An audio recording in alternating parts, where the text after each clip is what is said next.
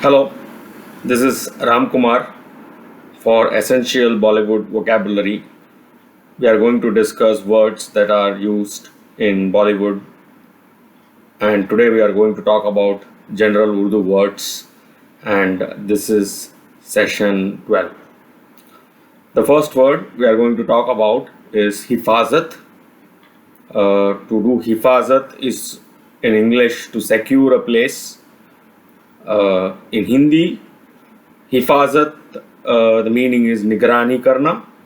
So hifazat is to secure something or to keep something secure, and in Hindi it is called nigrani, and some even call it chowkidari. Chowkidar is a person who takes care of a place. He is the security officer. So hifazat means secure, and of course you can use it in a loving context कि मेरा हिफाजत करना और मेरे बच्चे की हिफाजत करना और मेरे दिल की हिफाजत करना और मेरे घर की हिफाजत करना. So to secure something, a house, a heart, a place, or something of value. So that is the meaning of the word hifazat. Then we go to the next word, that is an imarat. Imarat, the meaning of the word imarat in English is a building. A building of any kind is called an imarat. So all buildings are imarats. In Hindi, you can call it a makan, which stands for a house, and or a dukan, which stands for a shop. So anything is a makan, and that's what is referred to in Urdu as imarat. People often talk about imarat khadi karna, or to make a building stand. So that maps on quite accurately. Then we come to another word called shahad. Shahad is actually honey. So that's what in Urdu they call it shahad. In Hindi you can call it meetha. I'm not sure if meetha is mitha or mithai is the correct word for shahad. You can also call shahad as amrut in Hindi. Amrut is also nectar, and shahad is actually something sweet, typically honey, but it can be anything. So that's the meaning of the word shahad. Then we come to two important words, dimag, and dimag is in Hindi akal, or in the English it is either the brain or the intellect. More specifically the intellect rather than the brain. So dimag and akal are more specifically referring to the intellect, and dimagi is a person who uses his or her intellect and is typically an intellectual person, is called a dimagi person. Not necessarily an intellectual, anybody who uses intellect more than other senses or more than other things is called a dimagi person, and we can call that dimagi halat, or a situation caused by intellect. Halat is a situation or a paristhiti. So halat is a situation in English, and a paristhiti. So dimagi halat. तो आपके दिमागी हालात क्या है, और how is your intellectual life, is a good question you can ask. Then we come to the word khushbu. We already covered the word gul. Gul means flower, and khushbu actually means a fragrance of that flower or of anything. So khushbu actually means fragrance, and in Hindi you call it sugandh. Now we come to some words. They are actually religious words, but there was a movie called Ae Dil Hai Mushkil. The songs were based on a Punjabi poet called Bullel Shah. So Bullel Shah wrote a lot of poems. Some of them seem to be love poems, and he borrowed freely from the religious vocabulary. And there are actually a couple of songs. Buleya is another song that appears in Sultan. So Bullel Shah was a famous poet, and there's a song in Ae Dil Hai Mushkil, Mere Rooh Ka Parinda Farfadaye. I'm picking some words from it. So the first word is Murshid. Murshid is actually a teacher, or in Hindi they call it a guru. or a guidance, person who provides advisor. So in that song, he is calling his beloved as a murshid. So that is the meaning of the word murshid. So teacher or a guru is called a murshid. Then we come to the word hafiz. Hafiz is typically someone who is a scholar or who has committed a lot of scripture to memory. In Hindi, they call him a pandit. Pandit, and of course, there is a female form of pandit. It is called panditain. So pandit and panditain in Hindi, and scholar. There is no equivalent. I don't think there's a feminine form of scholar and a masculine form. There's just the scholar, and that's called hafiz. So then we go to the next word called inkar and ikrar. We already covered that. Inkar means to refuse. Manzoor razi, the opposite is inkar, refuse or say nahi. We go to the next word that is called martaba. Martaba means times. So if you do something 10 times, then you say 10 martaba. 10 is 10, martaba means times. And in Hindi you can call it dafa. So 10 dafa kiya or 20 dafa kiya. And that in Urdu or Bollywood vocabulary becomes 10 martaba or 20 martaba. Then we come to a word called sarhad.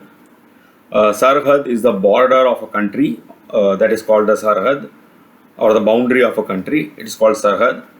And in Hindi they call it as a seema. So typically they call about the sarhad. Sarhad mein kya ho raha hai? That's a good question to ask. What's happening in the border areas? That's very critical, right? Infiltration happens through the sarhad, right? So sarhad is the border area. And sarhad par means across the border. So that is different. That belongs to a different nation or state or somebody else. So that is across the par or seema ki us taraf. That's what they call it. It is the other side of the border. So sarhad par, 2 words, and seema ki us taraf, again 2-3 words. And in English, across the border. So sarhad and sarhad par are used to refer to things that are within the border and outside the border. Then we come to a word called Rah. Rah in Hindi is called Rasta, and in English it is called road. That is the meaning of the word Rah. So Rah, road, Rasta. That is all meaning the same thing. That means a road. Then we come, Path is another word that is used in pure Hindi to refer to a Rah, Rasta, Path, or a road.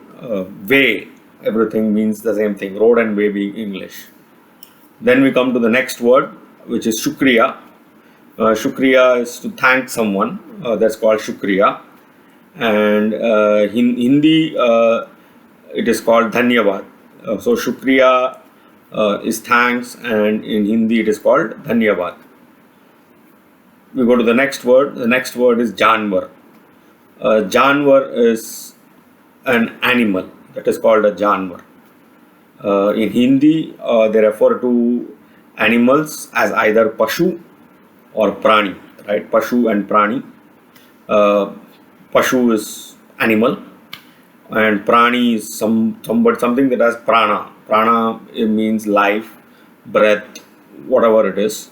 So Pashu Prani is also used sometimes to indicate Janwar. And I already talked about insan. So people in the Urdu context separate insan from Janwar, but mostly all insans, insan may be a construct. So Janwar is all animals are called Janwars. Then we come to 3 important words: Yar, Yari, and Yarana. Now, Yar actually means a friend, and the correct equivalent is friend, friendliness, and friendship. So Yar, Yari, and Yarana, friend, friendliness, and friendship. And in Hindi, dost, dosti, and dostana. So these are the mappings. However, people also refer, we told you about the different types of love, right? So people also refer to the loved one as a yar. Also, in addition to a friend, loved one also is sometimes your yar, right? So that's the best of both worlds, right? When your best friend is also your lover, you are the best of the both worlds. That's what people believe. So yar and yari can also mean your beloved or significant other, also yari and yar. And it can also mean a friend. So it has got two purposes. So sometimes it requires the context to understand how they are using the word yar. Uh, Typically, if you are talking to some friends, they will say ye yaar, wo yaar. They will say yaron ne bataya, friends told me. But in a close context, mere yaar, mere pyar. So the people would say that my friend is my love. That's the best of both worlds kind of love. And then we have to talk about the word called ikatta. Ikatta means to bring together, to collect. It also means to save, to do bachat in Hindi, or jodna, ikatta karna. Ikatta means to collect. So if you ask people to jaake kuch saman ikatta karo, means collect some items. That is the meaning of the word ikatta, to collect, to jodna. So that is the word, or bachat karna. पैसे इकट्ठा करना, that means to save or do bachat. So that is the meaning of the word ikatta. Then we come in to the word called wasihat and wasihat nama. Not frequently used legal word, or it means the will, right? People will, testator, testatrix, testament, all those words. Wasihat, wasihat nama. In Hindi, they call it virasat mein milna, or something that you have inherited. That goes into wasihat, wasihat nama, and so on. And we go to the another important word, very, very important word called saans.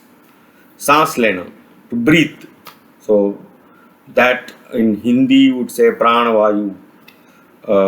Saans is a pranavayu, right? It is the one air that gives you prana. Prana means life. So saans in Hindi would be pranavayu.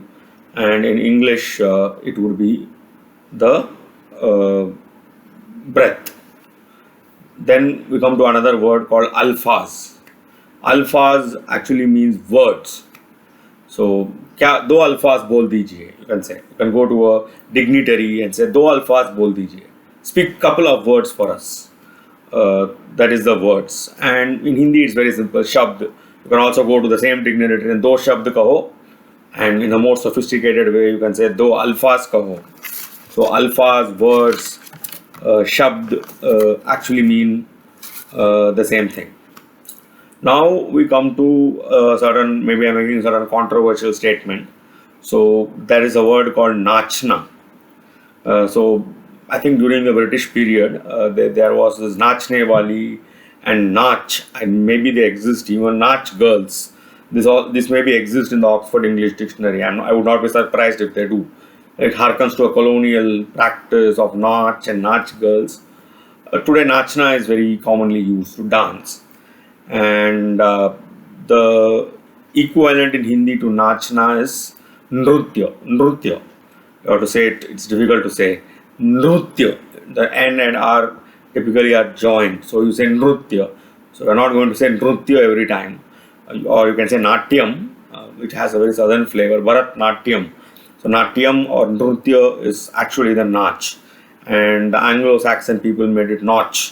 So nach is actually dance, and that is nrutya. In Hindi.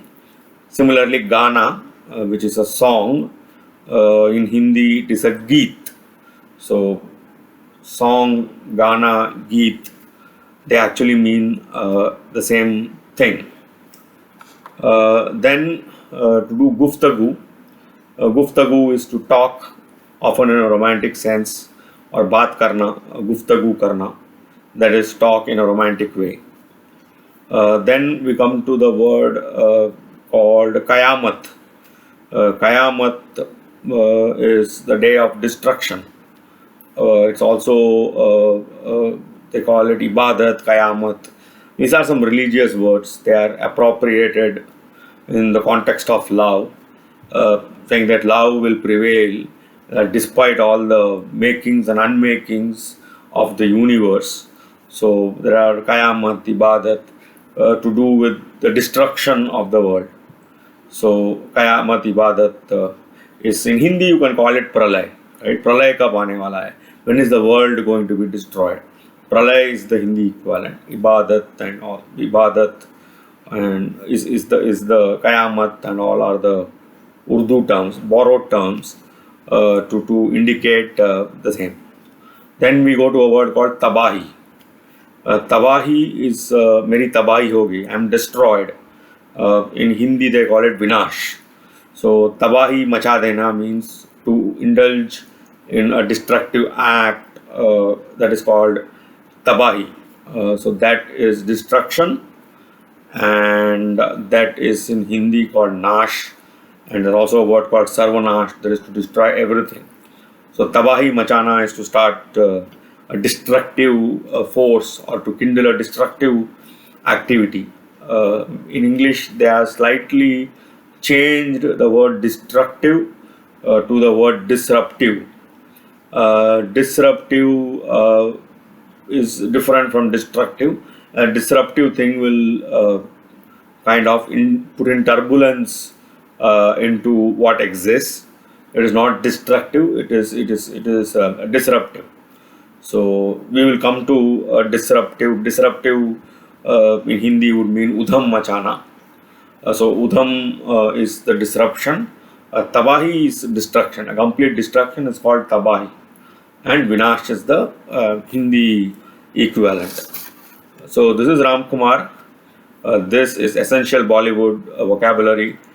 I'm signing off. If you have any comments, please leave them.